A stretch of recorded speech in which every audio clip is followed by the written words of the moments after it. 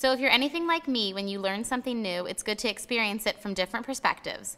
That's why in this next video, you will get to attend one of my live workshops as I turn my attention to a small group of photographers who are learning how to build their newborn photography business just like you. We will be introducing new concepts as well as reviewing some of the ones you learned in earlier tutorials. So my studio is about this size of like this area. So you guys can see that what I do before mom and dad comes to the session is that I have my bean bag set up for just really all those classic bag shots, and then I set up my areas that I'm going to do prop shots on. My goal with every session is to really maximize that time that they're sleeping, and that's really about 45 minutes. So I don't want to waste any time once baby gets into a deep sleep setting up one of my poses. And so really when mom and dad come into the room, I've already set up different areas.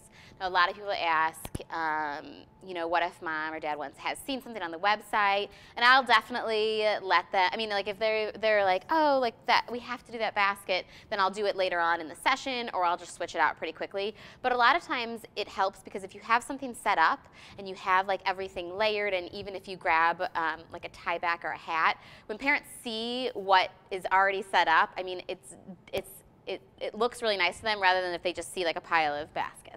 You know what I'm saying? They can actually see the vision that you probably are seeing when you set it up. When I start a newborn session, I always start with a really neutral blanket. And that is because of all of the images that parents are usually going to blow up, it's usually going to be something pretty neutral if they're only going to blow up like one or two. So I use creams, tans, white, something like that. So let's start with, and I'll kind of like ask your input. What do you guys, do you want to do that one, which is just very neutral? We can do something with a little bit of texture. Okay, any preference? Which one, this one? Okay. All right, so then I put that one on the top.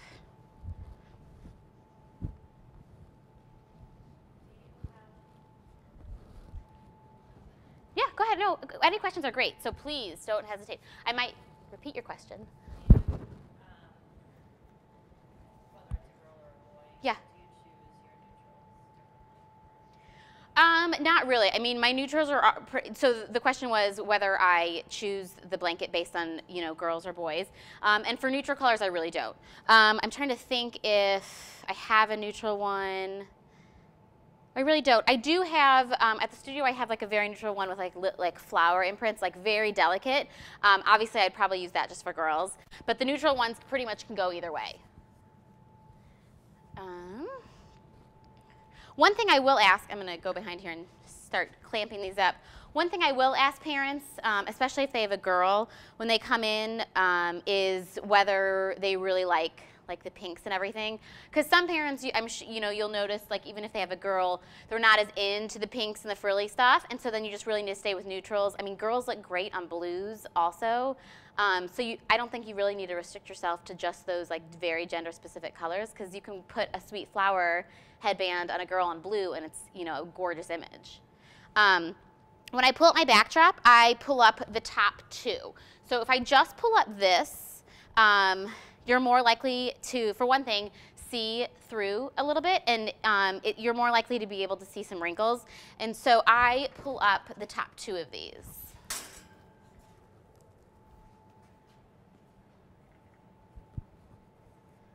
Obviously, in a space like this, we have just unbelievably gorgeous light. But if you're not in a studio space, especially if you're first starting out, you might not.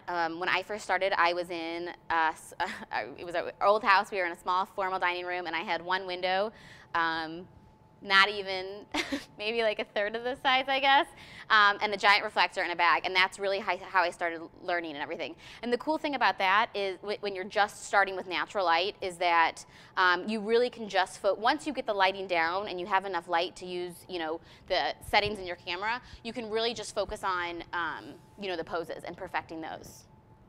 So as you can see, everything's really smoothed out.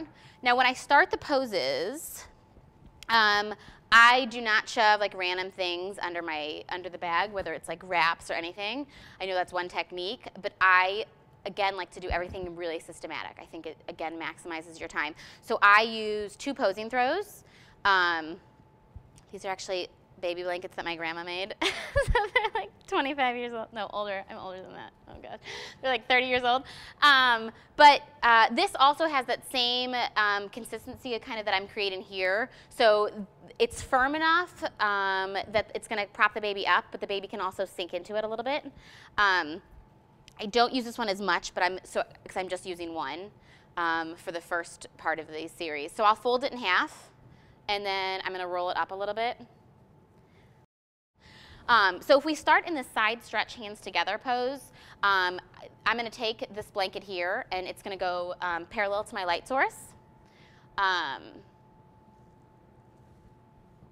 And so everything is ready. This is exactly how I have it set up before Mom and Dad walk in the room. I'll have some accessories over here so we can kind of put something on the baby before we place her on here. But you know, this is how I would start, my newborn session. So it's actually great timing. We did that part. I planned that.